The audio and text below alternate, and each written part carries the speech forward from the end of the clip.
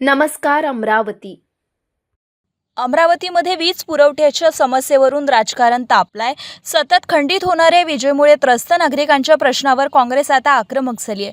अमरावती शहरात वाढते वीज समस्येच्या पार्श्वभूमीवर खासदार बळवंत वानखडे यांच्या अध्यक्षतेखाली महावितरण विभागात तातडीची बैठक घेण्यात आली आहे. या बैठकीत अधीक्षक अभियंता आणि संबंधित अधिकाऱ्यांना काँग्रेस पदाधिकाऱ्यांनी चांगलेच धारेवर धरले आहे.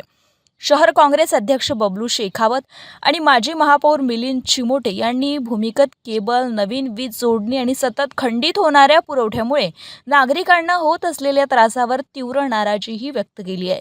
100% वीज वसुली होत असतानाही नागरिकांना मूलभूत सुविधा मिळत नसल्याचा आरोप काँग्रेसकडून करण्यात आलाय.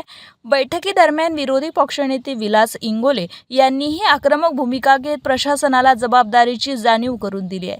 देशभरात ओळख असलेल्या अमरावती शहरात अशी परिस्थिती असणे दुर्दैवी असल्याची प्रतिक्रियाही यावेळी व्यक्त करण्यात आली आहे.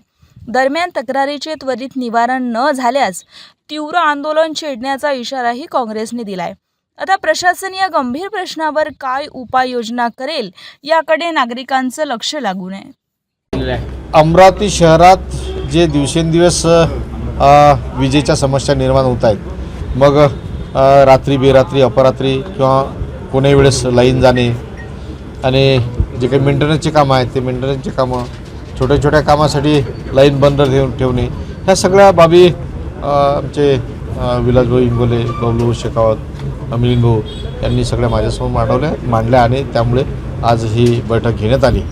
त्या संदर्भात ज्या काही सूचना आहेत त्या सूचना सर्व MECBच्या अधिकाऱ्यांना केल्या गेल्या आणि त्यांना सांगण्यात सुद्धा आलं की आम्ही हे आमच्या मर्यादेपर्यंत सहन करू, नाही तर फार मोठं इथं आंदोलन उभं करू, हे सुद्धा या निमित्तानं स्पष्ट केलं.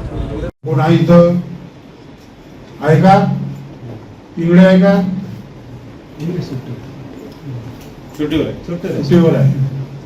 अजून कोण आहे? गुल्हाने आहे. जुन्या अमरावतीत लाईनची परिस्थिती काय? म्हणजे हे 8 दिवस जर सोडले, अधीक्षक साहेब, आठवडे साहेब, तुमच्याशी खूपदा बोललो मी.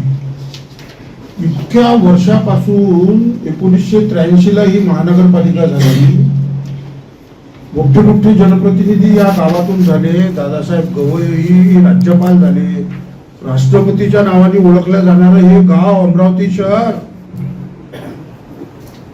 देशाला नेतृत्व देणारं गाव अमरावतीचा उल्लेख होतो.